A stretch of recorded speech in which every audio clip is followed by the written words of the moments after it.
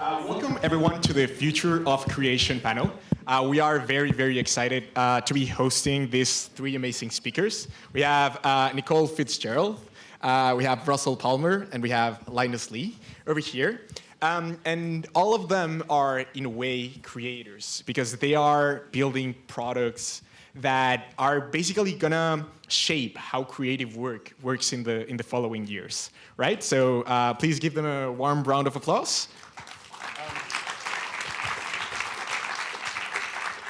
And without further ado, could you guys please reintroduce yourselves, like 1 minute sort of pitch, and maybe we can start with you, Nicole.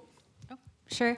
So I'm Nicole. I've worked in research, machine learning research for the last 5 years or so. Most of my career started at Microsoft Research. I've worked on language modeling, I guess all the way up from the Elmo scale models that Emily presented earlier in the day up to large scale language models. Now I work at a company called Alpaca. I kind of shifted more so from the language side over to the image side. So a lot of the work now involves taking sort of generative image models and integrating them into creative workflows. Thank you. Russel? Okay. Hi, everybody. I'm Russell. I'm from Toronto. Studied computer engineering and computer science. And I've worked as a product manager for 15 years, all down the West Coast, from Seattle to Silicon Valley. And about a year ago, I founded a startup called CyberFilm with my brother. So he works in Hollywood. Worked his way up from the mailroom now to an assistant director. He's a screenwriter. And so we're seeing how we can apply film structure, everything you'd learn in film school, sit that in an app on top of GPT 3.5 or now ChatGPT. We use DALL-E 2 and Stable Diffusion for the storyboards. And so yeah, we're really excited about how AI can help improve filmmaking, not replace jobs, but make movies that are amazing we've never even thought of before. I love that. Thank you, Russell. Linus? Hi, my name is Linus Lee. My journey into AI starts more from interface design and thinking about how we interact with computers. So I was a product engineer, I guess, focusing on the front end of building websites and web apps and things like that for small early stage companies for a few years. And then I took sort of a personal research sabbatical last year to think about how to improve text interfaces. So much of knowledge work today is around people reading walls of text and producing more text and just organizing and swimming in piles of text. And I wanted to see how we could bring the whole gamut of NLP techniques, all the way from things like TF-IDF and back-of-word simple early sort of traditional NLP techniques to things like language models, to try to automatically connect and highlight and summarize and extrapolate on ideas automatically. And then most recently, about a month ago, I joined Notion to work on their AI products. I love that. But I'm here on a personal capacity, is what they told me to say. Thank you, Linus. And this is great. Clearly, they have some amazing backgrounds for this panel because this panel is all about creativity, right? Creative work. And maybe kind of in this context, setting the stage for our audience, Russell, who is a creator? How would you define content? Wow. I was prepared for AI questions. Well, a creator, I mean, you make something original and put it out in the world, and it probably follows your passion. I think all creators learn from and are students of all the work, centuries of human work that's come before them, and that's how machines learn. So I don't think it's too dissimilar. But yeah, as Vinod Khosla was saying, ideally a creator is also someone who can make money from it and profit from it. So for us, we do want to make films for ourselves, but we also want to, we have our own studio and we'd like to put movies out there in the world. I've got a lot of ideas for movies, but it's hard. It's hard to do it all yourself. And so a creator, if you're painting, you might be able to do it yourself, but even Leonardo da Vinci had help from his apprentices to do the backgrounds. And so he would focus on Mona Lisa's smiles. So I think it's, yeah, learning, passion, and hopefully business as well. I love that. And kind of in that spirit, right? What I love about this panel is that you folks represent kind of the three most important online mediums. So we have video over here, we have text over there, and we have images, right?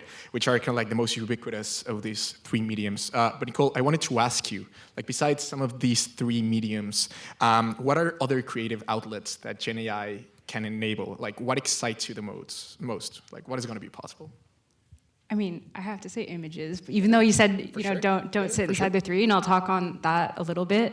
I mean, people are doing great stuff in text as well, in audio is like a big space. I think generative potential, like we talked a bit about the potential for generative AI in the sciences. This is like, to do science is a creative practice, for sure. So we look at creative mediums like images and film and text, but like there is much more.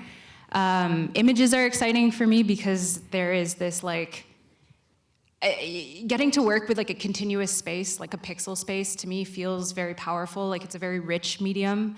The flexibility and like the scope of what images can and are feels like maybe I'm struggling for words, but like going back to where Linus was talking about interfaces, I think this is something that is very much of interest to me. And so when I took a look at the potential for models to work on the space of images, it felt like the interface for this sort of problem lent itself very nicely to building things that were new and interesting. I love that. And actually, that was kind of like my next question for Linus, like a little bit about interfaces. Like, how do you think creators will kind of like interface with these technologies? Will it be mostly through existing software like Notion or Photoshop? Or do you think there's going to be like new possibilities being opened? I think you can build tools at a couple of different levels. So if you look at any creative task, one of the mental models used for this is there's the canvas, the paint, and the brush. And so the canvas is just the medium that is like the transmission medium between the creator and the audience. And so if you're making a painting, it's the actual canvas. If you're making a digital painting, it's the pixels. If you're writing on a website, it's the texture of the website. The paint, which I find the most interesting, is the the material whose physics constrains and influences what you can do in that medium.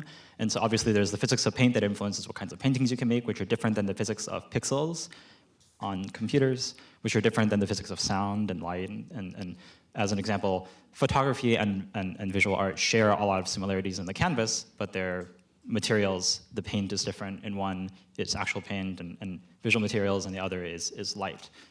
Because when you're taking a photo, you're playing with optics. And then the brush is the tool that you use to manipulate the physics of the material to actually make something.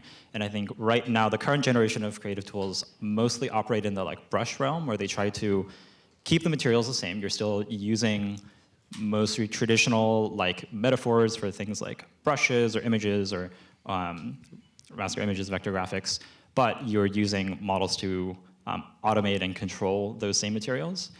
I'm personally really excited about, going back to what Nicole was saying, discovering AI gives you new levers and new sliders and new kinds of controls that you can play with. So you can interpolate between two different images. You can take an image and change the vibe or the style or the layout without changing the content. Those kinds of controls we haven't had before.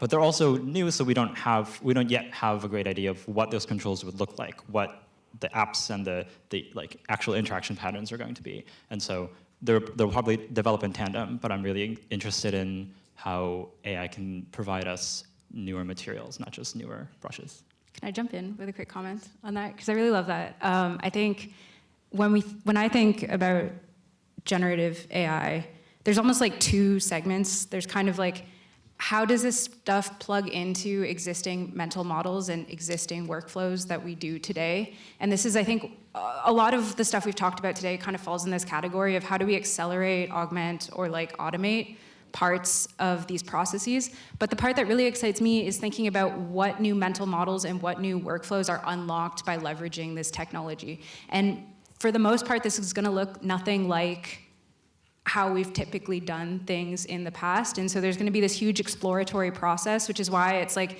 exciting to be putting this technology out into user hands and exposing different parts of the model to users, because the amount of creativity that people have when they're actually able to get their hands on this stuff is, like, quite frankly, astounding. And I actually wanted to hone in that kind of like that part because like I love all of these possibilities that are being opened in like the three spaces, but how do like established artists feel about this? Like maybe in your world, are they excited? Are they worried? Some are more excited. I mean, have you guys been on the internet lately?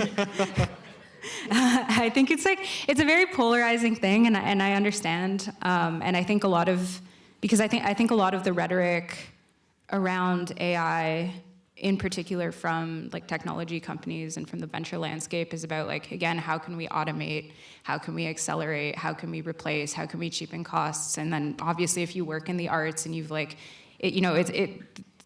these are tough markets to exist in. Like as an artist, you're really pushing to get there and to be paid for your work.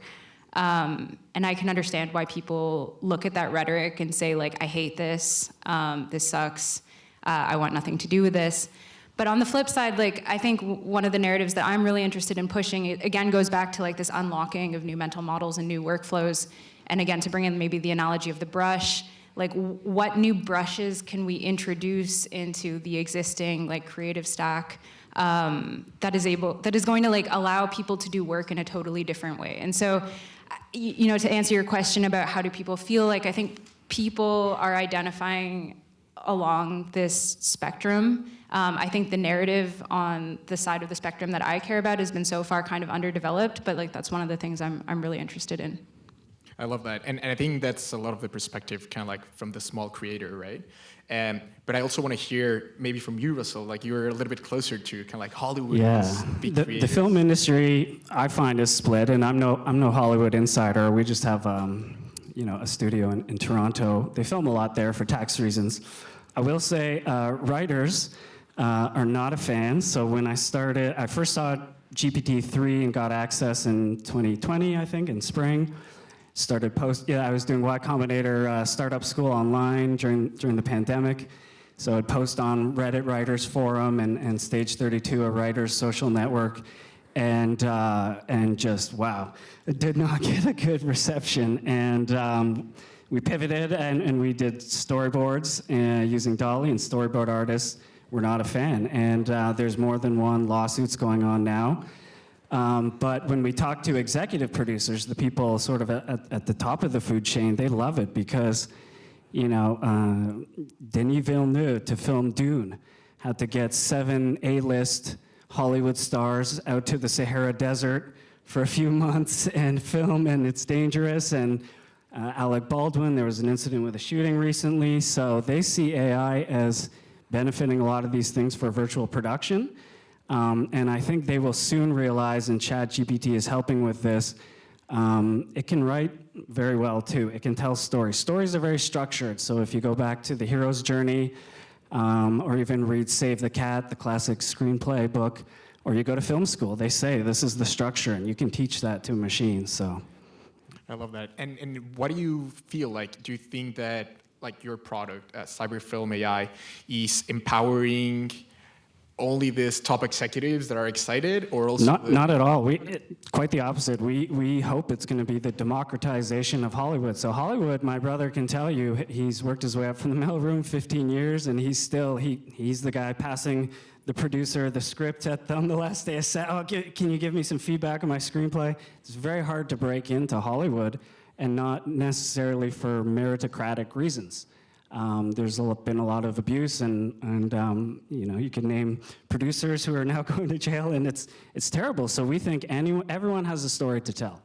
It could be something funny that happened to you on campus yesterday, and you want to just type it in and have a 10-minute animated cartoon or Pixar-style movie and screen it with your friends in your dorm room or your house. Like, we think this is going to be amazing, and through self-publishing like YouTube and TikTok, people will get discovered, and not only will they make money there to start, then maybe Netflix will come knocking with a 6-picture deal. So, and then the other thing I think is just probably every movie we see, it seems to be the same movie over and over. Like Avatar is just Dances with Wolves in outer space with blue aliens, right? So I'm hoping, like when AlphaGo played Lee Sedol and beat him, if you haven't seen the documentary, the Move 37, all the experts, this robot finally made a mistake. Oh, okay, they're not so, and then wait a minute, they slowly each clued in, like it is very much creative. So imagine an AI that's read every book ever, seen every movie ever,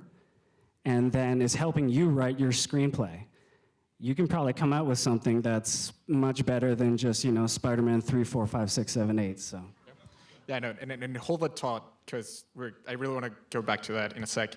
But I wanted to hone in, like, so far we've covered examples where there's a human writing the prompt, right? There's a human in the loop.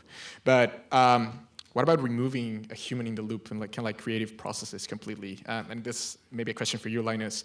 Like, do you see a world scenario where like an AI scrapes kind of like internet trends and, I don't know, designs the next fashion like all by itself, or the next TikTok viral video, or the next YouTube video, or the next movie? Right. That's a good question. I think there are different realms where creativity operates. I think there's sort of 3 different worlds, and actually conflating which world you're operating in and conversing in, I think, causes a lot of these kind of disagreements. There's the like art world, which is very sort of traditional and conservative, and they care a lot about respect to history and artists' expression and their capability to tell the stories that they want to tell. There's the craft world, which is where people have spent years of their lives honing a craft, and they value the time and rightly value the time and effort that they put into learning that craft. And then there's the economics, which is like the entertainment industry or the music industry, which is about providing a product to end users, which is making them money and providing value. And in the sort of former 2 categories, I would say I personally would want the human to remain in the loop. And a lot of my work in interface design around AI has been about how can you take things like ChatGPT, or Stable Diffusion, which currently mostly just goes from rough text description to an image, and try to inject more controls that didn't exist before, controls that we haven't quite discovered yet, how to integrate into the model, to try to give people who have things to say greater expressive capabilities to say exactly the thing they want to say.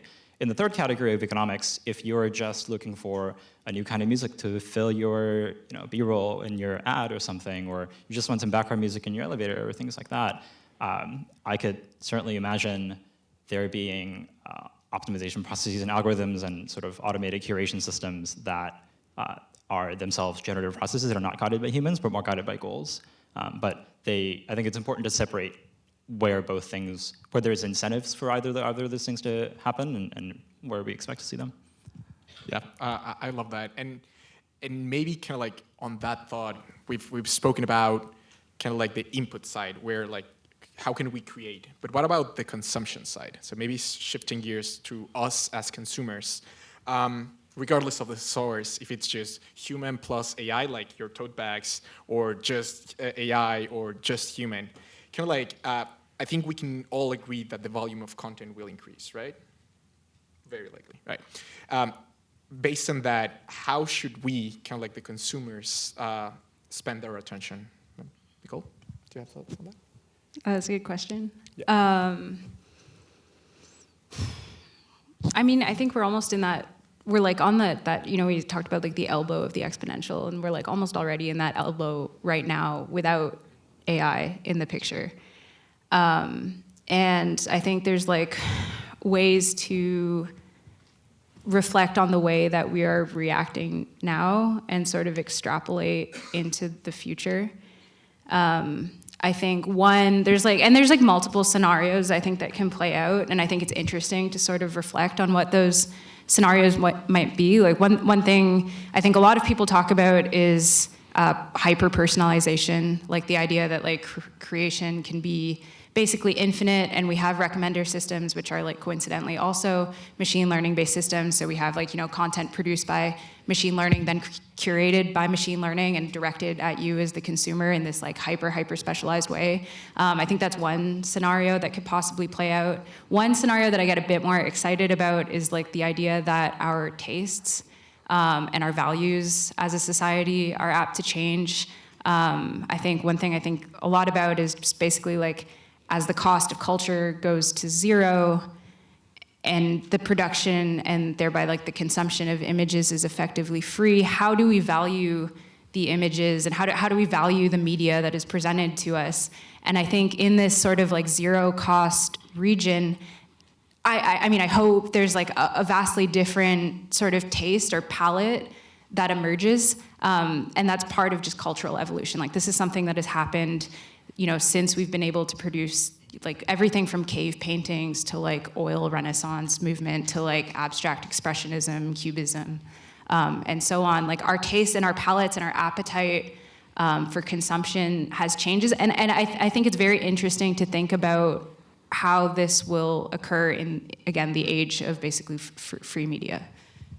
Yeah, that's going to be super interesting. And I actually wanted to ask you, Linus, what do you think is going to be the role of the human curator versus the AI curator? So the TikTok recommendation algorithm. Yeah. I think part of my answer to that is that I think it mirrors what I alluded to earlier, where if you're optimizing for some economic incentive, you probably want an AI curator. It's definitely better than a human curator. But one thing that I was thinking about jumping in with actually was that creation is so much of why we create is to communicate something. And that means there has to be a human receiver on the other side. Like when I write a story or when I make music or whatever, sometimes I do it for my personal enjoyment, but a lot of times it's so that I can tell the story to someone else and then know that there's another person listening on the other side, and that's a big reason why I create. And I'm sure that's a big reason why everyone here creates. And so it's so much of creation is social, one-to-one, but also having an audience, also knowing that your friends are listening to the same artists that you are, that you can go to a party and talk about what TV shows you're watching or what stories you're following and the fandoms that you belong to. And all of this none of this is really about optimizing for anything specific. It's just how culture moves.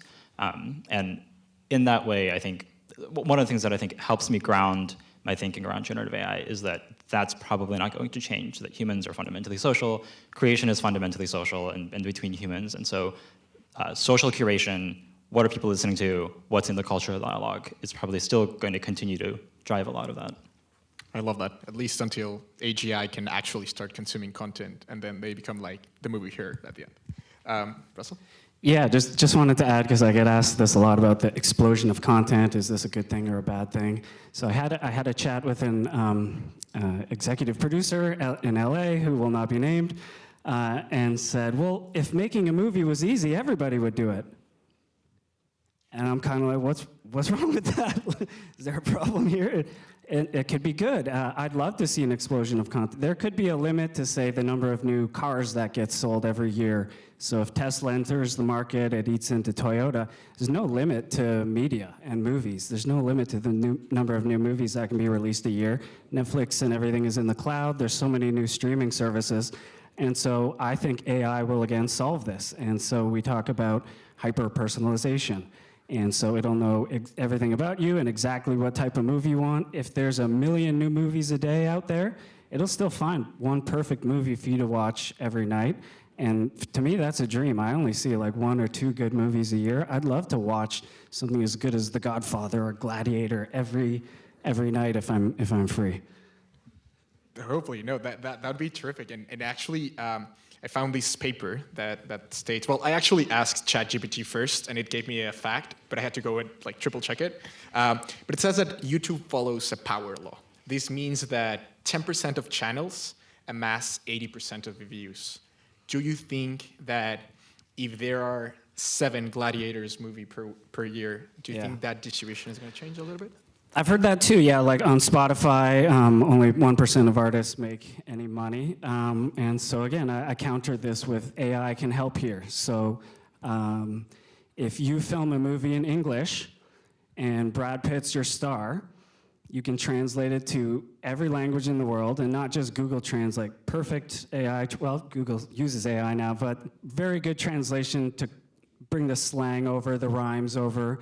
It'll sound like Brad Pitt talking, say, Chinese. Like if Brad Pitt could talk Chinese, that's what it would sound like. And it can even deep fake his lips to speak the Chinese languages. So if I make one movie, I can sell it to 8 billion people in the world. And so, yeah, I think the people that are good will still go to the top. You can Google right now, ChatGPT wrote this screenplay.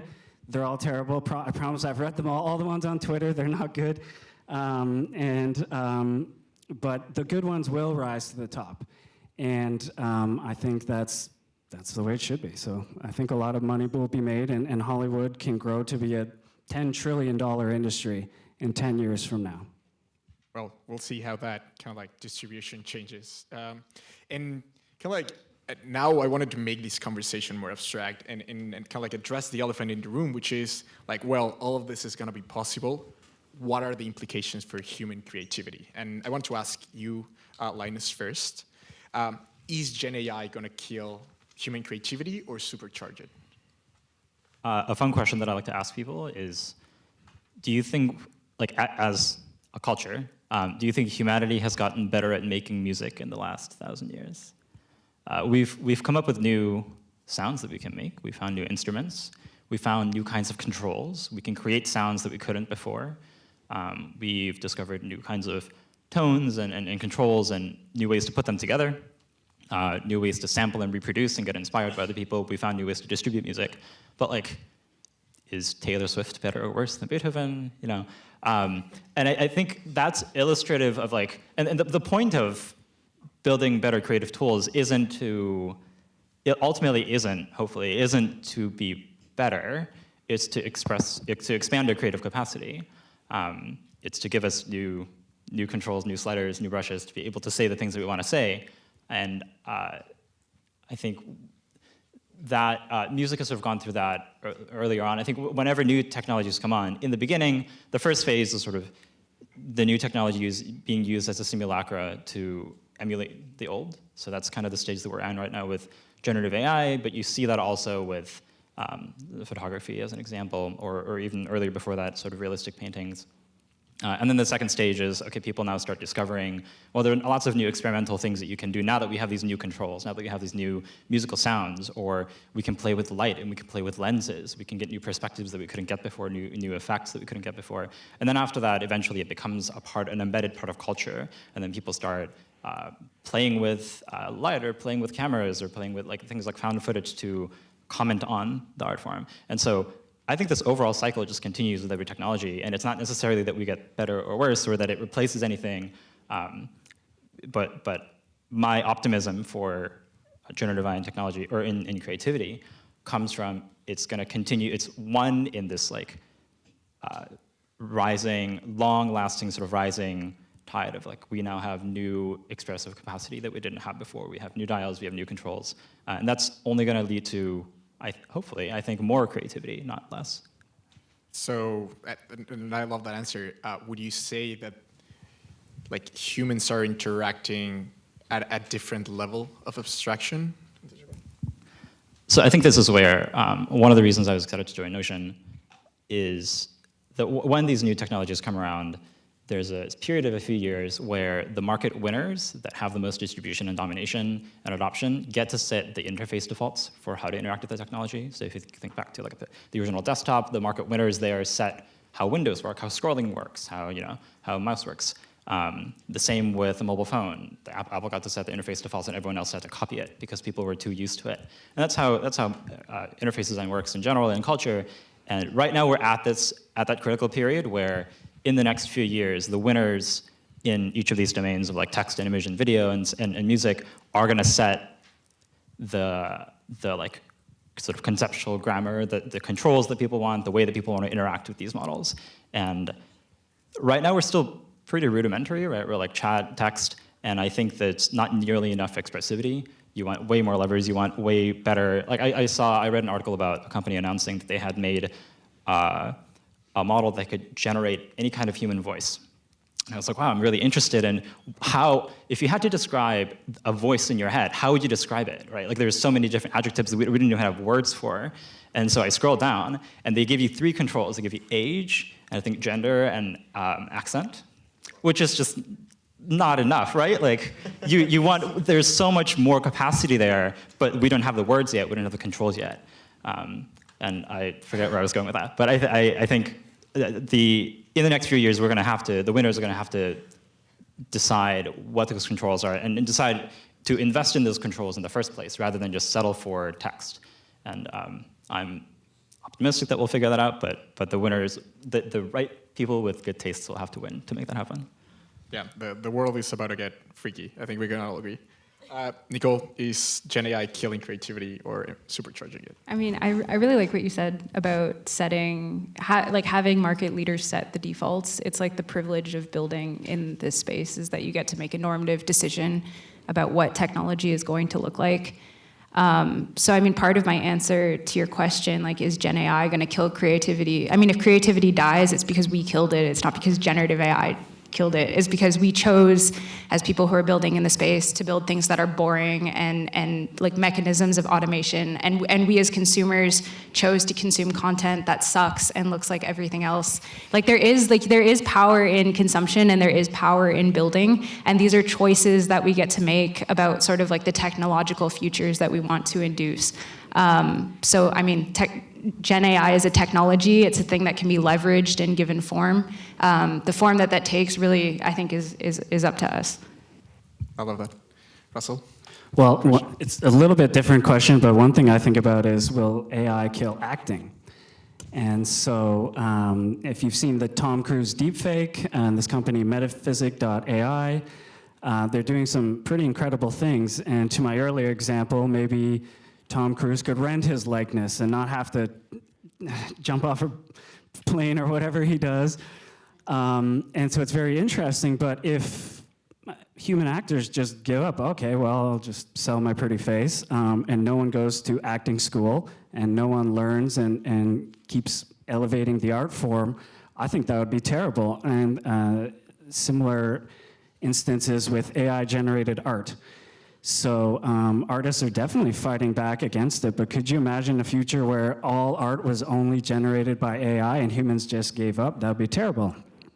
But then I think the pendulum will swing back, and then human-created drawings will be worth millions, even if they're on a napkin, because it's like handcrafted clothing or objects that people really value over big industrial machine processing. So, I think it won't kill creativity as far as film.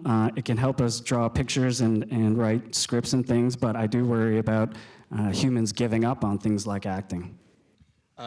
Yeah, so I agree that it might be kind of like somewhere in between. And fun fact, we actually invited that Tom Cruise deepfake to this conference. He couldn't attend, unfortunately. And playing a little bit of the devil's advocate, and I really don't know who to address this question to, but with some of these Gen AI tools, I think a lot of the artists kind of like feel that there's something that's kind of lost in the process, that something artistic is, like some of the value on this artworks is being lost. Do you guys have thoughts on that? It's a hard one. I go first. Yeah.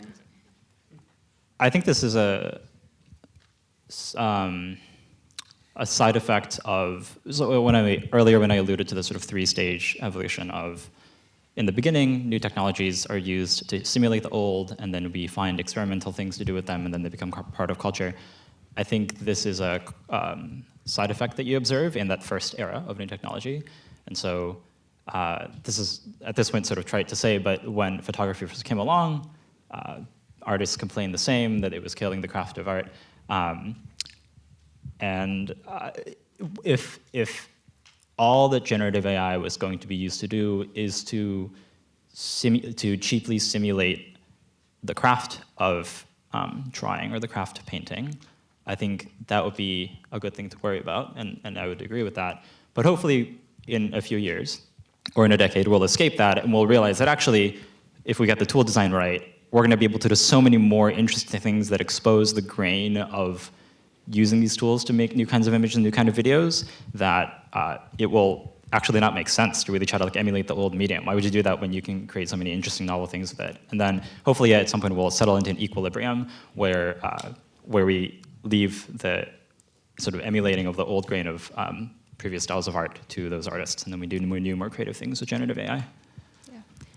Following on that, because I also think a lot about this sort of like simulacrum argument around the way that generative AI is used. Like it is, entirely astounding to me that we encode like the entire internet into this object that can be interfaced with and engaged with, and we just ask it questions like it's your neighbor or like your mom or something like that. It's, you know, it's like these things are, it's one thing to look at these things as sort of like substitutes or instantiations of things that we already know, but it's like these things are models, these things are maps, these things are tools which can be leveraged, not just, again, as like mechanisms of automation, but also like means of reflection or refraction, that I think using these things to just, again, like to use your words, cheaply reproduce like stuff that has come before, like of course something is lost, but I think as soon as we're using this technology in that way, we've kind of missed the point. I think like a lot of the dialogue right now and a lot of like the things that are even being built in the space right now is kind of missing the point. So, I mean, I think maybe like that's where I would wrap it up, is kind of like, I think there's an impetus on us to understand really like crisply what the point really is. Like, what is this technology? What is it for? And what do we want to do with it? And I guess I always like have this really sort of visceral physical reaction when I look at the way that we have just kind of like totally skipped that step in the process and have kind of just deployed this stuff as is, because of course you get that feeling of, yeah. An electric piano is not the pinnacle of electronic music, not even close. Well, and I love what, Nicole, what you said, AI is a tool today. So to your, Linus, your earlier example, when photography came out, there were two camps of painters. There were some that thought as a threat and tried to form guilds and ban it and smash cameras. And then there were others that said, you know, I'm paying a human to stand here naked for 8 hours a day while I paint them. I'll snap a picture, put it up on my wall, and then I will benefit from this new tool. And I still get to paint. I don't have to become a photographer, but it's all how you look at it, I think. Absolutely. And maybe kind of like wrapping it up, I wanted to bring a point that humans, when we create, we kind of like take inspiration from different sources, right? Especially when you're starting to be an artist or a creator, you're starting to develop your kind of like your own taste, right? And correct me if I'm wrong, but that's kind of like what some of the generative AI models are doing, right? What does that mean for, how do you go outside of your training set? Could Gen AI models kind of like create something like actually novel, or is everything just a remix? I get really interested less in just, okay, so when I think about image models, I think a lot of the stuff that exists right now falls under what I'd call like the vending machine model of image making, which is like you have your prompt and you put it in the machine and then it like spits out an image, and then you take that image and you go home, and it's like, of course, that is reflective of things that are in the data set, though it's also a function of the way that you prompt it, which is sort of like this kind of first early stab at human input into this like larger loop. What I'm very interested in building is like the concept of iterative loops. So moving between human input and machine output, and basically like understanding what emerges as you position these two users within a system. So the two users being like, I mean, a model, maybe it's not even a single model, maybe it's many models, and then a human or many humans within this system.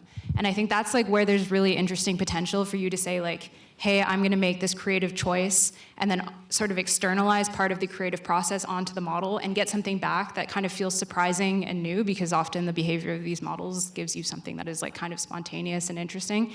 And then you as a user taking that and saying, okay, I'm gonna make this sort of next step change or addition to the output, and then feed that back into the model, and then have the model go ahead and make some sort of choices. And I feel like that this is where things really have the potential to sort of like cartwheel and fly off into realms that we haven't really quite explored yet. And to me, this is very exciting. I think the big test is if AI can be creative will be, so if you've heard of AlphaGo, I mentioned it earlier, after that they made AlphaZero. So they didn't train it on human games. They made 2 versions of Go play each other a million trillion times. And so I think it would be interesting to see, can we have an image generator that's not trained on scanning all the images on the internet, but some sort of reinforcement learning? And I think about this with movies as well. You wouldn't want 1 million people to watch 1 million movies and rate them and have to figure out which ones are good, but I think it's really interesting if we ask AI to write a story and it hasn't read our internet, and it comes up with its own version of what a story and Act 1, 2, 3 story architecture are. So I think that's a few years away, but it's gonna be interesting. I can see the clock counting down to 30 seconds. I'm going to try to make it quick. I think I agree with the sentiment that one of the design limitations of the current generation of models and the way we have put them in existing tools is that they interpolate in the space of things that already exist today and things that it's seen. One of the places where that limitation comes from is that as humans, so before neural networks took over the word generative art used to refer to procedurally generated art, which is where you wrote programs and these would sort of render abstract geometric drawings, and a lot of it would be up to chance. You would randomly generate some parameters and get different shapes.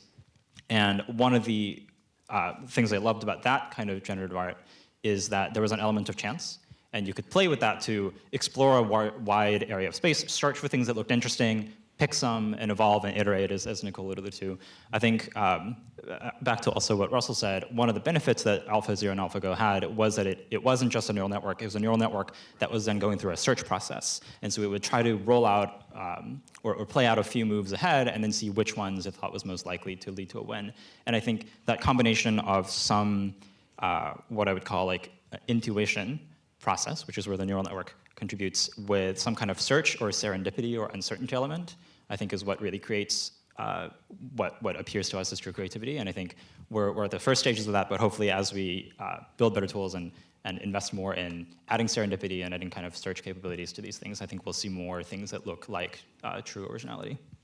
I love that. And well, folks, unfortunately time is up, but yeah, I really wanted to thank you for your amazing ideas and like superb clarity of thought. Hopefully the audience has kind of like solved a lot of their doubts in terms of like the future of creation. Please give them a warm round of applause. And yeah, thank you, Nicole, Linus, and Russell. That's awesome.